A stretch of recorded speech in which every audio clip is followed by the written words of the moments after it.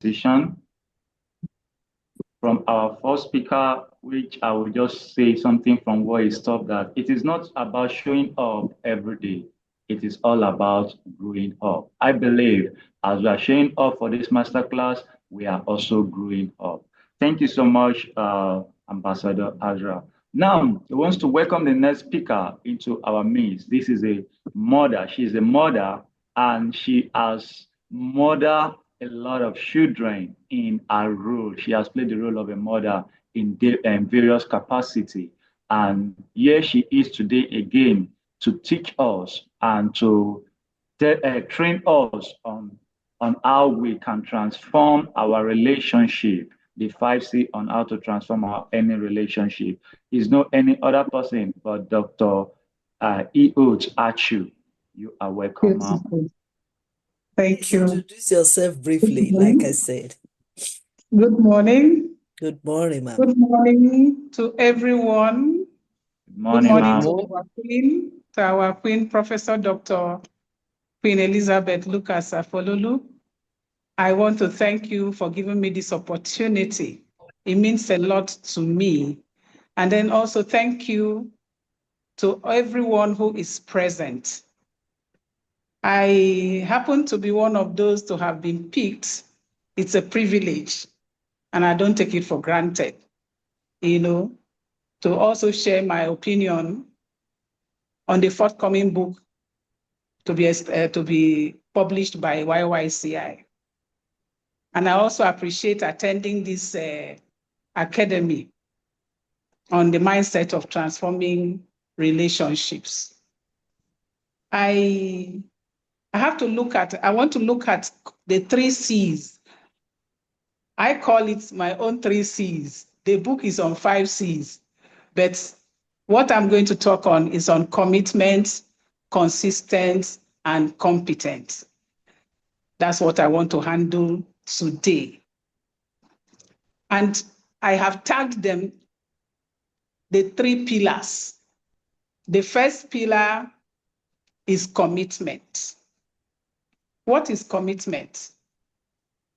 Commitment, not just in a relationship, but in everything we do in life. Commitment shows determination. When you are determined to do something, you will take a decision to implement it successfully.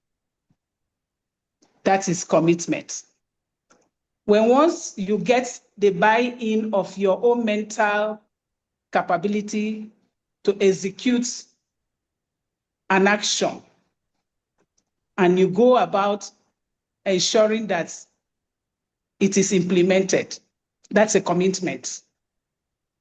You take a decision and commit to it and stand by it.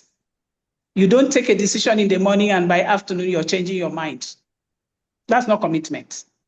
Commitment is come rain, come shine. You have a focus, you have a destination. You are taking up a journey on something. Call it a relationship, call it partnership, call it a project. Once you're committed, you see to the success of the project. You ensure the outcome is favorable to everyone concerned. In the days we find ourselves, well, let me not generalize, but it's what we have noticed around our own climb here. I am a Nigerian, I'm Dr. Achu, I'm from Cross River State in Calabar. We don't commit to time. I use time as the first example. We don't commit to time. That's my first pillar. We trivialize time. We treat it with levity. You have an appointment with someone for a purpose, and then you decide to meet at a particular time. For example, 12 noon. You decide to meet at 12 noon. And then one of you appears on time, maybe arrives there 5 minutes to 12. And then the second person decides to play around and comes 1 hour after. The first person has committed. He is committed to that assignment, that particular outing. The second person has defaulted. Whatever they had to discuss at that meeting cannot be fruitful because there was no commitment to time by the second partner. So commitment has to be taken very seriously in every action that we carry out, even in the home, even amongst parents, amongst children, between children and their parents, between siblings, spouses. If you're not committed to the project of marriage, the marriage will fail. If you're not committed to the project of parenthood, that you are a parent, and this is the vision of the family to achieve as a family. If one partner is not committed, it will not succeed. And then I go to my second pillar. The second pillar is consistency. Consistency is a journey. It's a process. You start on a project and you commit to that project by taking the initial decision. By taking that initial decision and starting the process of implementation, you are already determined to be consistent.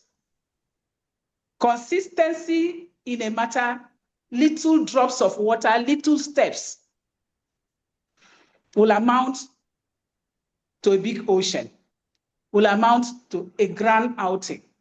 So you are consistent in your words, you are consistent in your action, you say something and you abide by it. When you say something, you abide by it. You don't make a comment this minute and in the next 30 minutes, you are called upon to defend that comment. And you are changing it and rescinding what you said in the first place. You are not being consistent. And once you are not consistent in action or in any project, nobody will take you seriously. So consistency matters a lot. And I also looked at the aspect of, for you to commit to something that will lead you to becoming consistent, you must have a serious decision. You must have a why. Why did you enter into the relationship? Let's take a relationship, because that's what we are trying to defend. Relationship in whatever manner. You entered into the relationship and you committed into taking that relationship seriously. And then you are consistent on your daily steps concerning the achievement and the fruitfulness of that relationship. Why did you get into it in the first place? You must have a why. You don't just develop a relationship or enter into a relationship or a project. You have a why. Once you can identify that's your why, the why will force you to be committed. The why will force you to be consistent in your actions. And for you to succeed in doing that, you must have a plan. You must plan ahead.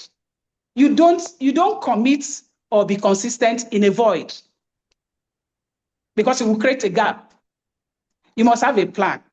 And the plan, I have tagged it, plan ahead. The first P is predetermine a course of action in the relationship, in the partnership, in the project. You predetermine a course of action. And then the L, you lay out your goals even in the relationship, because it is a project that will consume not just actions, but emotions. They are not only acting as a robot. You are acting as a human being with your emotions. So you lay out your goals. What is the vision in that relationship? What is the mission? What are the objectives? What are the core values you are deploying in that relationship?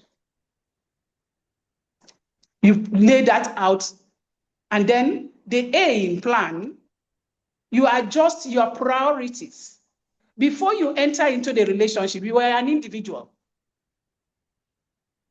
But after entering into that relationship and committing to it, you have to be consistent in that relationship. So you adjust yourself, drop out everything you had as an individual that will not flow well in the relationship. You adjust, panel beat yourself, prune yourself, and start grooming yourself to align with the new relationship you find yourself. You consider the elements in the relationship, other elements in the relationship. There's a partner, there are other issues, there are other objectives, there are other actions. You consider them. The end, you notify key persons or partners in the relationship and carry them along. You are not an island or a sole administrator in a relationship. You are working with people.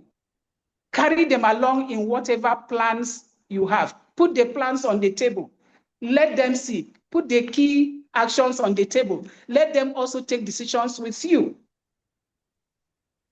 You don't run solo in a relationship. If you run solo, you won't go far. You will not go far. And then ahead, A of ahead, allow time for acceptance by others in the relationship. Do not impose your thoughts. Allow others to look at what you have brought on the table. Let them reason out and bring out their own impressions, their ingenuity. Everybody is intelligent. There's nobody born as a fool. You are intelligent. We are only given opportunities to excel. So allow others in the relationship to bring out their own thoughts concerning what you have tabled and let them willingly accept. Don't force them into accepting your own line of thoughts, your own impressions, your own perspective. No. Allow them to bring, no matter how foolish it is, let them table it. When they table it, you discuss it and pick out, throw out the vices in it and then pick out the good part of whatever this matter has been tabled. The H, head into action after getting the buy-in of partners. That flows along the last one I said. You start your action after all the partners involved have accepted what has been put on the table. The sifting has taken place. You sift the chaff from the grains. Whatever is the final decision that has been arrived at by everybody, you start your action from there. The E, expect problems and challenges to arise in the course of the relationship. There's no relationship that is perfect. There's no human being that is perfect. All of us will have our shortcomings. Same with projects. You start a project, you have to continuously following up the project to pick out wherever there are gaps, wherever there are things that will not allow the project to flow properly. So same things with human beings. There will be challenges, but I see challenges in life. I don't see problems because challenges are surmountable. Problems come and hound you, and some people are feeble and they run away from problems. But when it's a challenge, you confront it. You confront the challenge, stand tall, and later on look back and see and analyze what made you to succeed through that challenge. And then the A in ahead, always stay focused on your goals and expected outcomes, which is the ultimate success of the relationship. What were your initial goals when you set up? You don't start a project and you set up goals and objectives at the beginning. And then midway, you go and change your goals. You don't do that. You stick to your goals and take them to the end, to your expected outcomes. So which means that your eyes as at the time you're establishing the goals and starting the implementation, your eyes should be at the outcome. What is the end point? What is the destination you are expecting in that relationship? Then the D, daily monitor, evaluate, and review your plans to align with your why, your initial reason.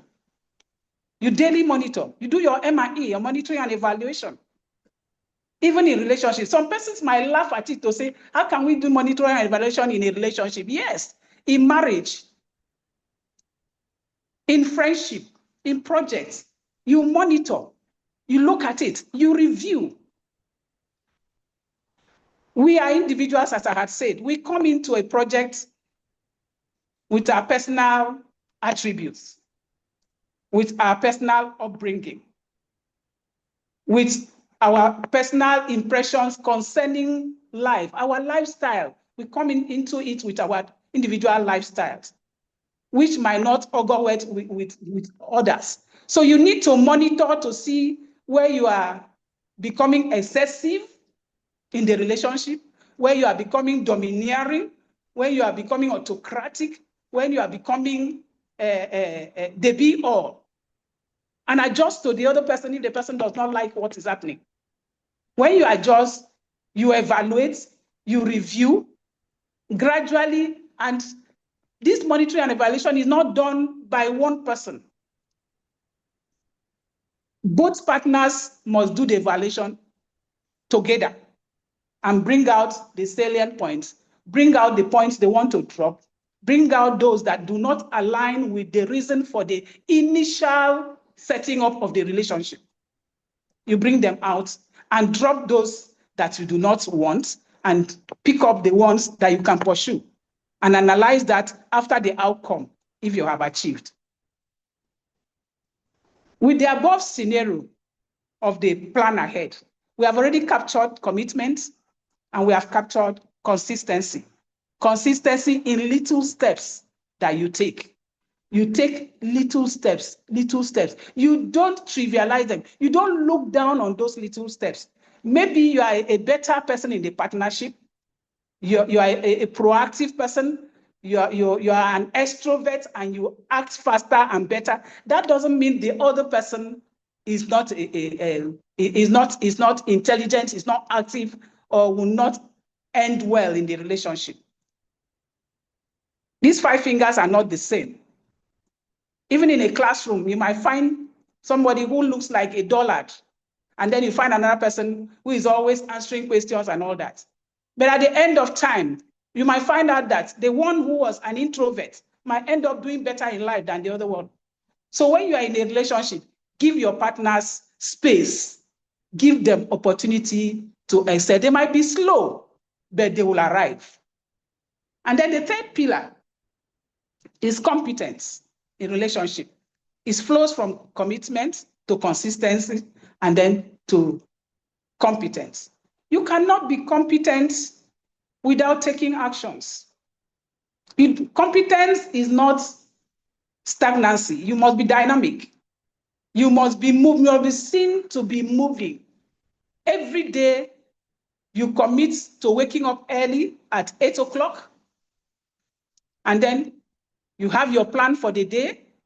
You carry them out consistently, and then gradually, within a period of time, you will find out that you do these actions seamlessly without any fuse. You take them up seamlessly. If it was difficult for you to wake up at 8 a.m., for example, the first day is difficult. The second day, you try and you wake up. The third day, it will get to a point, your system, your entire system gets used to waking up at 8 a.m. So you have become competent in taking that action. If you need to read a book and you start with a chapter and you have given yourself time to read that book and finish in 1 week, you don't read a chapter and then go and sleep for 3 days and wake up to come and read another chapter. You will not finish that book in 1 week. You must be committed to reading the book. You must be consistent at reading, even if it's paragraphs, on daily basis. By the time you do that, you become so competent in reading that book. By the time you finish that book, you find out that the next book you will pick up, because you have developed competence in reading the book, you might find out that your next book, you finish it in 3 days. So little actions build up self-esteem, it builds up confidence, it makes you, I used to tell my children, I said, see, when I am doing what I know how to do very well, I'm passionate about, I have passion in something, I don't look at my height, I become tall. I'm a petite person, I'm a smallish, petite person. But when I'm doing my passion, you'll be surprised to see that I look tall in everything that, because I have confidence, I have self-esteem. I tell myself, as what our projects director has put on ground, I tell myself every day, yes, I can do it. Yes, I can do it. There is no challenge I cannot surmount. If I fail, I learn from the failure. If I succeed, I reanalyze it and see why I succeeded, and then up my game and take it higher in the next action. Don't sabotage yourself. Do not sabotage yourself in a relationship. Keep your feet on the ground. Let nothing shake you to sabotage yourself, to shoot yourself on the legs. And don't belittle the little actions that you take. There is no action that is small. Those little actions you take on daily basis, they build up the competence. You become a professional, a pro at doing a particular thing. When they are seeking for people who can excel in a particular action, you will be so visible that you don't go searching for somebody to recognize you, because you already have exhibited competence in it. They will pick you out and showcase you. Like what our director is doing right now. Our director is going around the whole globe, picking hidden talents and showcasing them. If those talents did not start from the beginning to be competent, consistent, and to be committed, consistent, and competent in their own little corners in camera, the queen will not see them to bring them out to want to project them. So these 3 pillars, as I've exhibited, as I have spoken now, are pillars that we should on our own struggle to develop the skills on how to implement these 3 pillars. You must learn without, even if somebody is not watching you, even if you are sitting alone in your room, in your parlor, and there's nobody there, be committed to yourself by deciding that you will excel in whatever you're doing. If you're committed to yourself, you first of all, like I tell my children, I tell trainers, I tell the trainees when I train, you first of all buy yourself, put yourself in front of a mirror concerning a particular project. And then ask yourself, put a price. Can you buy yourself after putting yourself on the shelf for others to purchase? You buy yourself. If you can buy yourself, if you have already graded yourself and qualified yourself that you are buyable, then you buy yourself. You are competent enough to carry yourself and sell to the public. You remain consistent. You showcase your competence. When other buyers come around into the shop and they see you, they will buy you no matter what price that is placed on top. So those are my 3 pillars. And I am grateful that I was given opportunity to give this synopsis. It's like a synopsis, because a chapter of this book is not something one can finish in an hour or 2 hours. A chapter of this book can take days of trainings, like this masterclass we are having. Days of trainings, you cannot finish them in 1 day. So I am grateful to our director for giving me the opportunity to just summarize what I have in my mind concerning these 3 pillars. Thank you very much, and God bless you. you so much, Doctor. I don't know how to pronounce the middle name. Achu. Lucas pronounced it very well. He got it right. Ihort. Ihort. Okay, good. I'm also learning. Thank you so much, Dr. Ihort Achu. Thank you so much for your sharing this afternoon or this morning. And we want to appreciate you being the first time of your speaking on our platform. I want to appreciate your time, appreciate you and the in-depth that you've expressed on these 3 Ds or 3 pillars of transforming relationship. And I want to say thank you for your time as well, because I know how busy you are. And also thank you for contributing to our book project. And if you want to know more about what she just shared with us, everything will be in the book if you purchase or you grab your own copy after the launching. So I want to say thank you so much for your Thank time. you, ma'am. Yeah. Thank you, ma'am. Thank you. Okay.